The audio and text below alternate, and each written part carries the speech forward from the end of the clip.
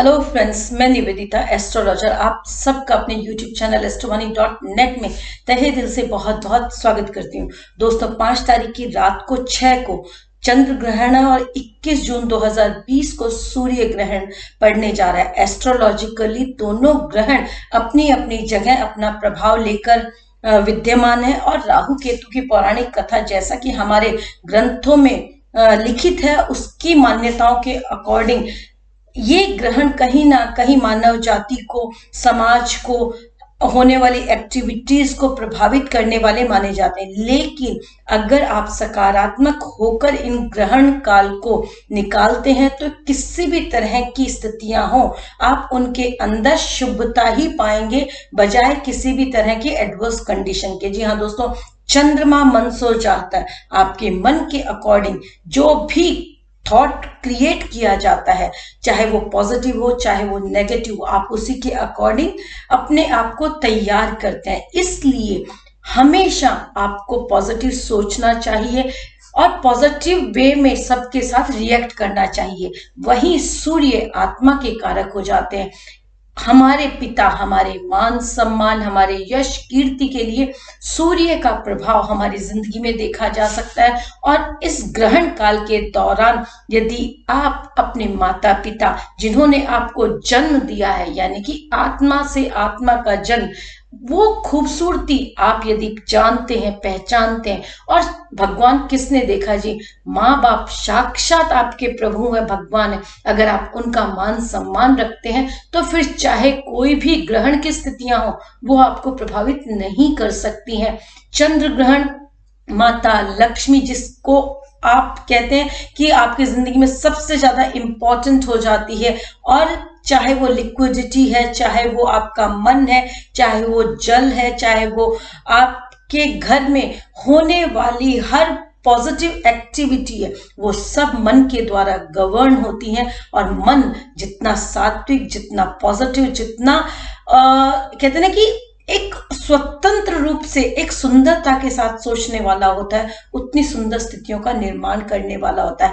मन की गति न्यारी, मन आपसे भी तेज चलता है और जैसा आप रिएक्ट करेंगे वो उससे पहले उसे घटित कर देता है, क्योंकि एनर्जीज के साथ कनेक्ट करता है। हम एक शब्द को बार बार बोलते रहते हैं। अगर वो पॉजिटिव है तो वो वाइब्रेशन पॉजिटिव क्रिएट करेगा, और अगर वो नेगेटिव है तो वो नेगेटिव वाइब्रेशन क्रिएट करेगा, क्योंकि एनर्जीज का ही सारा गेम है। एनर्जीज क्रिएट होती हैं, वही वायुमंडल में हमें प्रभावित करते हैं। आप एक चीज बोलना स्टार्ट करें अच्छी, तो आपके साथ अच्छा होता चला जाएगा।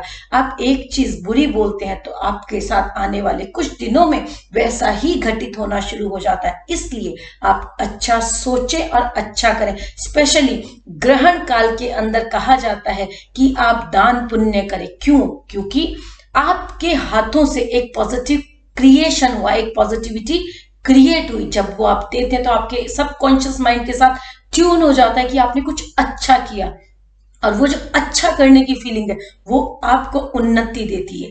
इसी तरह से 21 जून का जो सूर्य ग्रहण है, अगर आप अपने माता पिता का सम्मान करते हैं, आप अपने बड़ों का, गुरुजनों का अभिनंदन करते हैं, तो कहीं ना कहीं ये सारी स्थितियां आपके लिए सकारात्मक रहेंगी। किसी भी तरह के आपको अपमान का सामना नहीं करना पड़ेगा। मान सम्मान यश कीर्ति ही तो आप चाहते हैं ना, और हम सबकी यही अभिलाषा रहती है कि किसी ना किसी तरह से हम सबका प्रभुत्व बना रहे। जरूरी हो जाता है कि अगर आपको अपने बड़ों का सम्मान करना आता है तो ऑटोमेटिक आपको सम्मान मिलेगा। आपने जो दिया आपने वही पाया, क्योंकि हम जो देते हैं हम वही तो पाते हैं। सारा गेम ही एनर्जीज का है। सारी चीजें कहते हैं ना कि आप अर्थ देते हो तो आप अर्थ पाते हो, आप वस्त्र देते हो तो आप वस्त्र पाते हो, आप किसी को अन्न देते हो तो आप अन्न पाते हो। इसलिए जो दान का महत्व ग्रहण काल के दौरान बताया जाता है वो आप अपने सामर्थ्य के अनुसार दे सकते हैं। उससे आपको जो पॉजिटिविटी मिलेगी वो आने वाले समय में जैसा मान्यताएं हैं कहीं ना कहीं आपके सबकॉन्शियस माइंड के साथ ट्यून हो जाती हैं और आपको पॉजिटिविटी देने वाली रहेंगी। दोस्तों, ग्रहण काल से डरे नहीं, इनको समझे। हमारे ऋषि मुनियों ने कितनी सुंदरता से हर इवेंट को प्लान किया, हर इवेंट की कितनी सुंदर कथाएं विद्यमान है जिनसे हम सीख सकते हैं और एक पॉजिटिव वे में हम अपने हर समय को सुंदर बना के ले चल सकते हैं। मानवता, मनुष्य जीवन अपने आप में एक सबसे बड़ी धरोहर है। वो सुंदरता, वो खूबसूरती आपके पास है जिसे आप ऑरा के अंदर मैनेज कर सकते हैं, जिसे आप सोसाइटी के अंदर प्रसारित कर सकते हैं, लोगों के लिए शुभता ला सकते हैं। अगर आपने शुभता का भाव लेके कोई काम किया तो समझिए आपके लिए स्वयं वो पहले आएगी। इसलिए ये ग्रहण काल किसी भी तरह की नकारात्मकता किसी के लिए ना लेके आए, सबके लिए शुभता और स्वास्थ्य लेके आए। इसी कामना के साथ मिलती हूं एक और खूबसूरत चर्चा के साथ। धन्यवाद।